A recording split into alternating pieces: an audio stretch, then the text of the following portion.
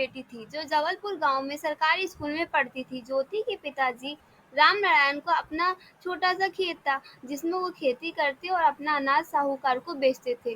12 साल की ज्योति अपने माता पिता के साथ खेती में उनकी सहायता भी करती थी। तीनों की मेहनत के कारण उनके खेतों के अनाज भी काफी अच्छे होते थे। गांव के कुछ लोग किसान आपस में बात करते हुए, रामनारायण का खेत तो काफी उपजाऊ है। अगर ये खेत मुझे मिल जाए तो मैं मालामाल हो जाऊंगा। साहूकार शंभू रामनारायण के खेत के कागजात पर धोखे से रामनारायण का अंगूठा लगवा लेता है और खेत अपने नाम करवा लेता है। अगले दिन जब रामनारायण अपनी पत्नी गौरी और बेटी ज्योति के साथ खेत में काम करने जाता है तो साहूकार के आदमी उन्हें खेत में घुसने नहीं देते। अरे अरे, ये कहाँ घुसे जा रहे हो तुम? अपने खेत में जा रहा हूँ, फसल बुआई करनी है ना। तुम्हें पता नहीं है क्या यह खेत तुम्हारा नहीं है, अब साहूकार का है। तुमने खुद ये खेत उनके नाम किया है। नहीं नहीं मालिक, आपको कोई गलतफहमी हुई है। मैंने ऐसा कुछ भी नहीं किया, मेरे पास तो एक ही खेत है। वो भला मैं आपका नाम कैसे कर सकता हूँ। जो भी हो, लेकिन तुम अब इस खेत में नहीं जा सकते। मलिक ने मना किया है तुम्हें अंदर आने के लिए। रामनारायण समझ जाता है कि साहूकार ने उसका खेत हड़प लिया है।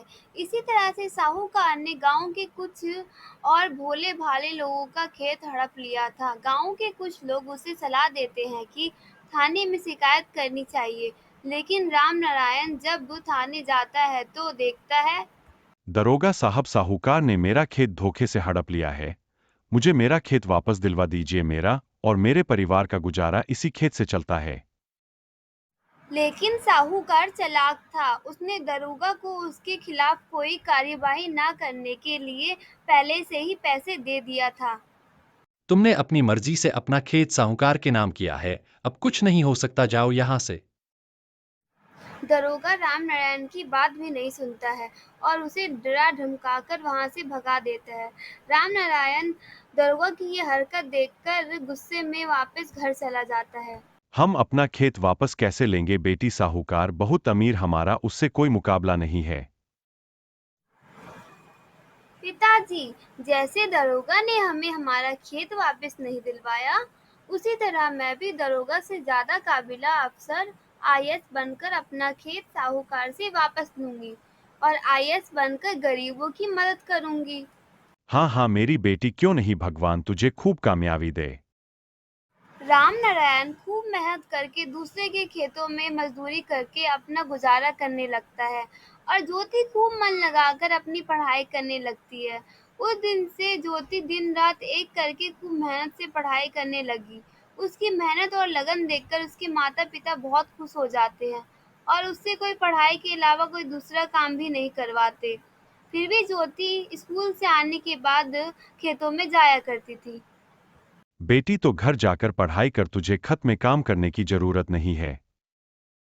पिताजी, मैं खेत के कामों में आपका और माँ का हाथ बटाऊंगी तो हमें ज्यादा पैसे मिलेंगे जो मेरी पढ़ाई में काम आएंगे। सुनिए जी, हमारी बेटी बहुत समझदार हो गई है। जो भी वो करना चाहती है उसे करने दीजिए। मेरी बेटी को किसी की नजर न लगे, खूब कामयाबी मिले और मेरी बेटी का सपना पूरा हो। खेत में माता-पिता का हाथ बटाने के बाद ज्योति घर जाकर पढ़ाई करने लग जाती है। ज्योति पढ़ाई में इतना डूब जाती है कि उसे खाने-पीने को भी फुर्सत नहीं मिलती। ज्योति बेटी, खाना खा ले, सिर्फ पढ़ाई करती रहेगी क्या? खाना खाना भी बहुत जरूरी है। चल पहले खाना खा ले। ठीक है पिताजी, आप बोल रहे हो तो मैं खा लेती हूँ। कुछ दिन बीतने के बाद गांव में सूखा पड़ गया। सूखा पड़ने के कारण खेतों में सिंचाई और बुआई का काम नहीं हो पा रहा था। गोरी, इस साल तो लग रहा है खेत सूखे ही पड़े रहेंगे। गांव में भयंकर सूखा पड़ गया है। हे भगवान, अब क्या होगा? अब हमारा गुजारा कैसे चलेगा? हमारी तो रोजी रोटी ही खेतों से चलती है। फिर ज्योति की पढ़ाई भी तो है। माँ, पिताजी, क्यों ना हम शहर चले, वहाँ हमें कोई ना कोई काम जरूर मिल जाएगा। लेकिन बेटा, बुरे समय में गांव को छोड़कर जाना भी सही नहीं है ना। लेकिन मुखिया जी भी तो हमारी मदद नहीं कर पा रहे हैं। हम कर्ज में डूब जाएंगे। ज्योति सही कह रही है जी, हमें शहर जाकर काम ढूंढना चाहिए। लेकिन हम शहर जाकर कहाँ रहेंगे, हमारा वहाँ रहने के लिए कोई ठिकाना भी नहीं है। मेरा चचेरा भाई सचिन वहाँ रहता है, हम वहीं उसके घर चलेंगे, फिर कहीं और काम और ठिकाना ढूंढ लेंगे।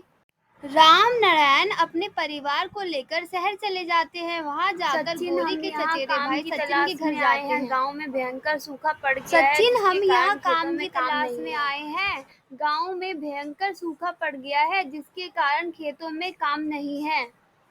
ठीक है, मैं एक सेठ के घर में काम करता हूँ। मैं उनसे बात करके आप दोनों को वहाँ काम दिला दूंगा। तब तक आप मेरे घर में पर आराम से रहो। सचिन अगले दिन ही गौरी और रामू को काम पर लगवा देता है। गौरी घर में साफ सफाई का काम करती थी और रामू बगीचे में पौधे की देखभाल करता था। माँ, शहर में रह के मैं ज़्यादा अच्छे से पढ़ाई कर सकूंगी। यहाँ के शिक्षकों और दूसरे बच्चों से मुझे ज़्यादा सीखने को मिलता है। मेरी बच्ची, तू खूब मन लगा कर पढ़ और अपना सपना पूरा कर। ज्योति खूब मन लगाकर पढ़ाई करने लगती है। धीरे धीरे समय बीतता है और ज्योति की स्कूल की पढ़ाई पूरी हो जाती है और ज्योति कॉलेज में दाखिला ले लेती है। ज्योति पढ़ने में बहुत तेज थी। शहर आके उसने आईएएस की पढ़ाई की पूरी जानकारी ले ली थी। उसने बीए की पढ़ाई पूरी की और आईएएस में भर्ती होने के लिए प्रवेश पत्र का फॉर्म भर दिया। तैयारी के लिए ज्योति शहर की लाइब्रेरी में जाकर पढ़ाई किया करती थी। कुछ दिनों बाद बोर्ड परीक्षा पास करके आईएएस बनकर अपने घर पर आती है। पिताजी, देखो मैं आईएएस बन गई। मैं आप सबको बोलती थी ना, मैं एक दिन जरूर आईएएस बन के दिखाऊंगी। देखो आज मैंने अपना सपना पूरा कर लिया। हाँ बेटी, मुझे पहले से ही पता था तू आईएएस ऑफिसर बन जाएगी, क्योंकि तेरी मेहनत और लगन देखकर मैं समझ गया था। पिताजी, हम कल ही जाएंगे गाँव अपनी जमीन वापस लेने उस साहूकार से। अगले दिन ही ज्योति अपने परिवार को लेकर गांव चली जाती है। गांव जाकर वो सबसे पहले साहूकार से अपनी जमीन वापस लेती है और साहूकार को गिरफ्तार कर लेती है दूसरों की जमीन हड़पने के कारण।